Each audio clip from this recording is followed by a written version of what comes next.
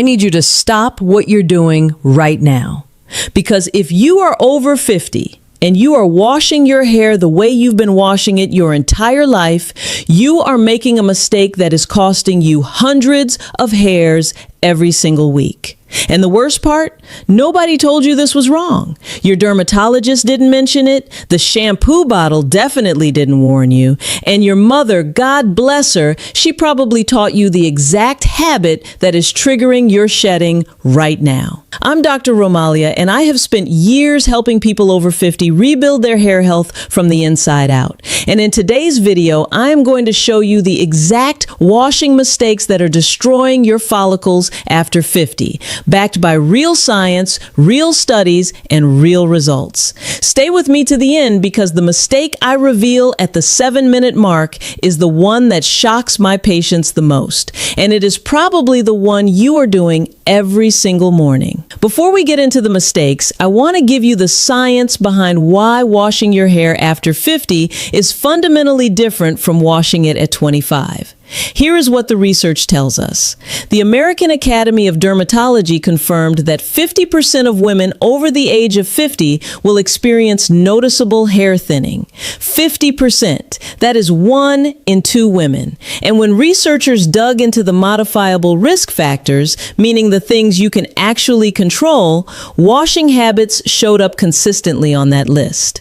A 2021 study published in the Journal of Investigative Dermatology found that the harsh chemical surfactants found in most mainstream shampoos, specifically sodium lauryl sulfate and sodium laureth sulfate, directly disrupt the scalp's microbiome. Now, after menopause, your estrogen drops. And estrogen was one of the main protectors of your scalp microbiome.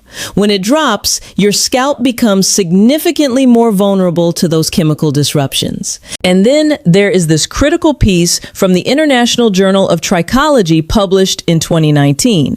They measured scalp pH in women before and after using standard commercial shampoos. The results were alarming. Most shampoos have a pH between 6 and 9. Your healthy scalp sits at a pH of 4.5 to 5.5. That is slightly acidic, and that acidity is what keeps your hair shaft anchored tight and your follicles protected.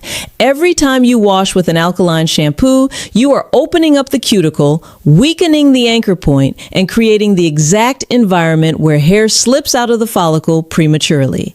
This is not a cosmetic issue. This is a biological issue, and your biology after 50 requires a completely different approach. So let's get into the mistakes, starting with number 1. Mistake number 1, and this one is so common it breaks my heart, is washing your hair with water that is too hot. I know, hot showers feel amazing, especially in the morning when your joints are stiff and the steam is clearing your sinuses. I completely understand the appeal, but here is what that hot water is doing to your scalp. Harvard Medical School's hair loss research team studied the direct effects of water temperature on scalp sebum production.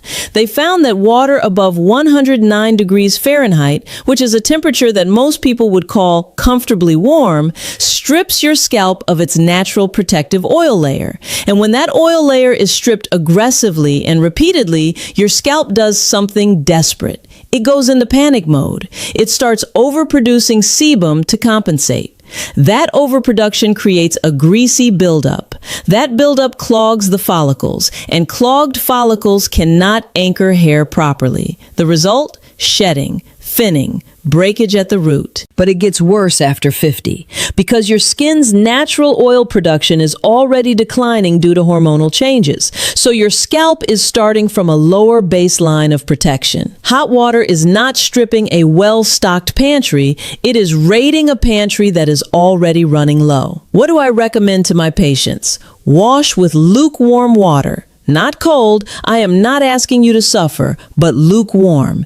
And always, always finish with a cool water rinse for 30 seconds. That cool rinse does something important. It closes the hair cuticle back down, seals the follicle, and signals to your scalp that it does not need to overproduce oil. This one change alone has helped several of my patients reduce visible shedding within 4 to 6 weeks. Mistake number 2. washing your hair too frequently. Now, some of you are going to push back on this one. You might say, Dr. Romalia, my hair gets oily fast. I have to wash it every day. And I hear you. But I want you to understand something critical.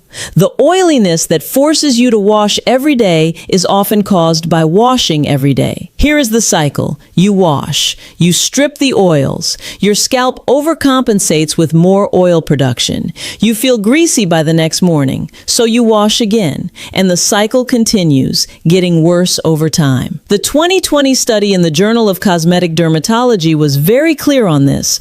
Overwashing strips your scalp of ceramides, and ceramides are the lipid molecules that hold your skin barrier together. Once that barrier is compromised, inflammatory signals start firing in the follicle environment. And chronic low-grade scalp inflammation is one of the most underdiagnosed contributors to hair loss after 50. After 50, most hair and scalp specialists, myself included, recommend washing no more than 2 to 3 times per week for most hair types.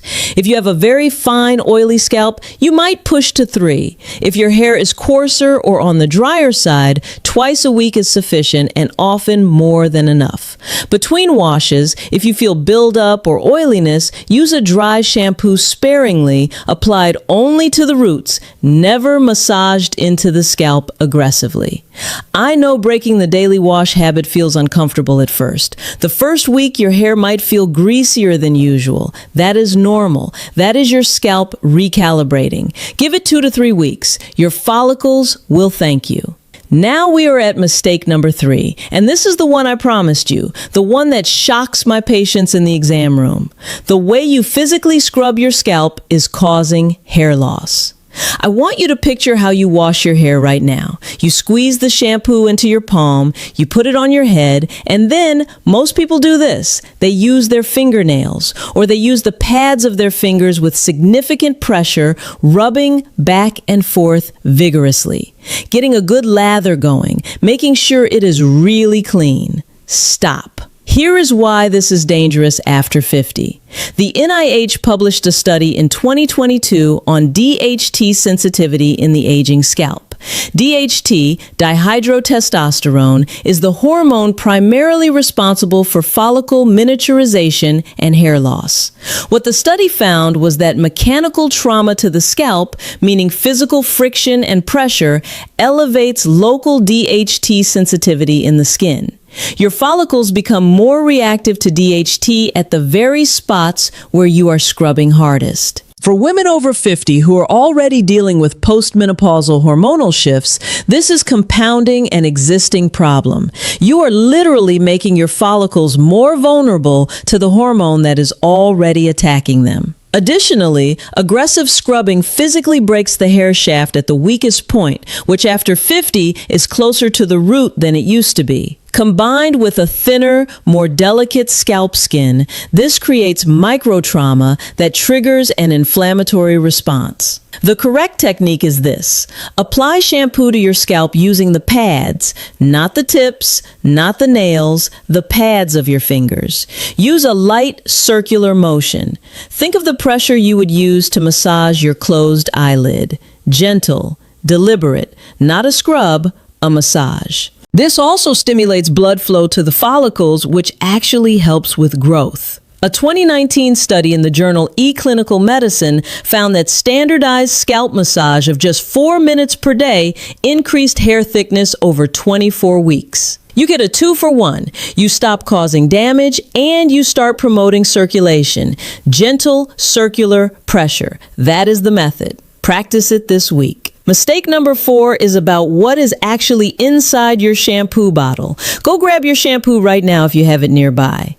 Look at the ingredients list. If you see any of these near the top of the list, we need to talk. Sodium lauryl sulfate, sodium laureth sulfate, ammonium lauryl sulfate, parabens, synthetic fragrance listed just as fragrance. Formaldehyde-releasing preservatives like DMDM-hydantoin. These are not just potentially irritating ingredients. For a scalp over 50, they are genuinely disruptive at a biological level. The 2021 Journal of Investigative Dermatology study I mentioned at the beginning was specifically focused on how SLS disrupts the scalp microbiome. Your scalp has a healthy ecosystem of bacteria, just like your gut. After menopause, this ecosystem is already under stress from reduced estrogen. SLS acts like a bomb going off in that ecosystem. It does not just remove dirt and oil, it removes the beneficial microbial communities that protect your follicles from pathogenic organisms and inflammation. What should your shampoo contain instead?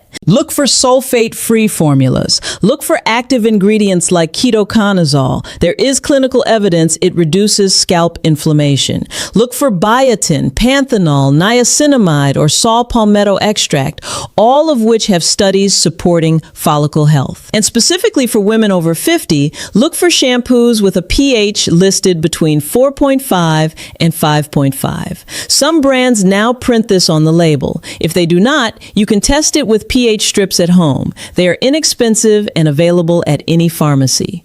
I am not recommending specific brands in this video because formulations change, and I want you to know how to evaluate any product yourself. Read the ingredient list. Know what you are looking for. That knowledge protects you no matter what product you pick up. Mistake number 5, and this one happens after you turn the water off, so a lot of people do not connect it to hair loss at all.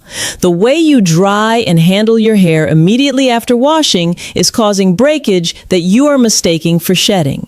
Wet hair is dramatically more fragile than dry hair. The water swells the hair shaft. It temporarily relaxes the cuticle layers. At that moment, the tensile strength of your hair strand drops by approximately 30%. And after 50, your hair shaft is already thinner, the cuticle is already more fragile, and the bonds within the hair protein structure are weaker due to lower estrogen and lower keratin production. So what do most people do the second they get out of the shower? They grab a terry cloth towel and they rub vigorously, up and down all over their head, creating friction in every direction against a compromised hair surface. That friction does not just remove water, it abrades the cuticle. It creates microfractures in the hair shaft, and it breaks strands at the point of greatest tension, which is often right at the scalp, making it look like root-level shedding. What is the correct approach? First, and this is not optional, get a microfiber hair towel. The microfiber weave is significantly smaller and smoother than terry cloth. It removes water through absorption rather than friction. Second, do not rub. Gently squeeze sections of hair between the towel and hold the pressure. Work from the ends upward. No back and forth movement. Third, do not brush or comb immediately after washing. Let your hair sit in the microfiber towel for 5 to 7 minutes, then use a wide tooth comb starting from the ends and working upward. Never drag a comb from root to tip through wet, tangled hair. These are not complicated changes, but the difference they make in breakage reduction is visible within a few weeks. I want to take 2 minutes here to give you the deeper hormonal picture because I think once you understand why your hair is behaving so differently after 50, the washing changes make a lot more sense on a cellular level. Before menopause, estrogen does several important things for your hair. It prolongs the anagen phase, that is, the active growth phase of the hair cycle. It reduces sensitivity to androgens, like DHT, at the follicle receptor level, and it supports the collagen and keratin proteins that give your hair shaft its thickness and strength. When estrogen declines in perimenopause and menopause, all 3 of those protective mechanisms weaken simultaneously. The growth phase shortens, DHT sensitivity increases, and the structural proteins that build each strand thin out. What this means practically is that your hair is now producing thinner strands, growing them for shorter periods, and those strands are more easily broken and more easily shed. That is your baseline. That is the starting point. Now take that already compromised baseline and add hot water stripping your scalp oils, daily washing disrupting your microbiome, aggressive scrubbing elevating DHT sensitivity, harsh surfactants destroying your scalp pH, and rough, towel drying, breaking fragile shafts. Do you see how those mistakes compound each other against an already vulnerable system? This is why changing your washing routine after 50 is not a vanity project. It is a legitimate medical intervention to protect follicle health during one of the most physiologically challenging transitions your body makes. Every single step I have shared with you today has a mechanism behind it, and understanding the mechanism is what helps you stay consistent with the changes. Let me give you the complete protocol. Pull this up again whenever you need it. Step 1. Water temperature. Wash with lukewarm water throughout. Finish every single wash with 30 seconds of cool water. Step 2. Wash frequency.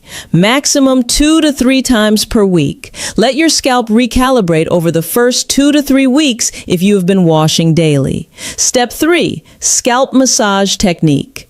Pads of your fingers only. Light circular pressure. No nails, no scrubbing. 2 to 3 minutes of this massage per wash is ideal. Step 4. Shampoo selection. Sulfate-free formula. pH between 4.5 and 5.5. Avoid SLS, SLES, parabens, and synthetic fragrance. Look for ketoconazole, niacinamide, biotin, or saw palmetto in the active ingredients. Step 5. Drying and detangling. Microfiber towel only. Squeeze and hold. No rubbing. Wait 5 to 7 minutes before combing. Wide tooth comb from ends to roots.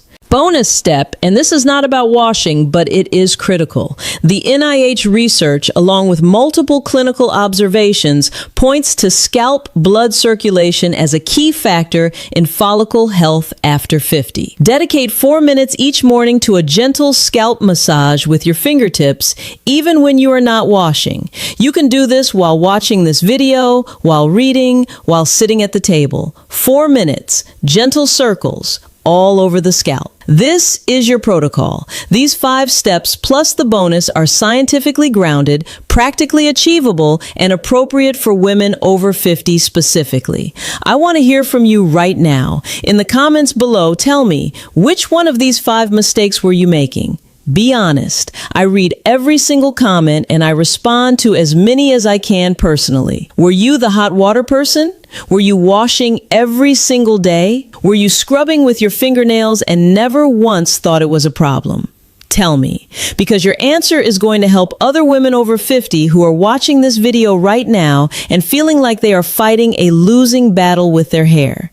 You are not losing. You just needed the right information, and now you have it. If this video helped you understand something about your hair that nobody ever explained to you before, please hit that subscribe button right now, because I post new content every week on hair health, hormonal health, and aging well after 50. All of it evidence-based, all of it from a physician's perspective, none of it guesswork. And if you have a friend, a sister, a colleague who is struggling with thinning hair and blaming themselves for it, share this video with them today, not tomorrow, today, because this information changes things. Now, I have an important follow-up video I want you to watch next. It covers the foods that are quietly starving your hair follicles after 50, and most of them are foods that people think are healthy. It will change how you look at your diet the same way this video changed how you look at your shower. The link is on your screen right now. I am Dr. Romalia. I will see you in the next one. Take care of yourself because you deserve to.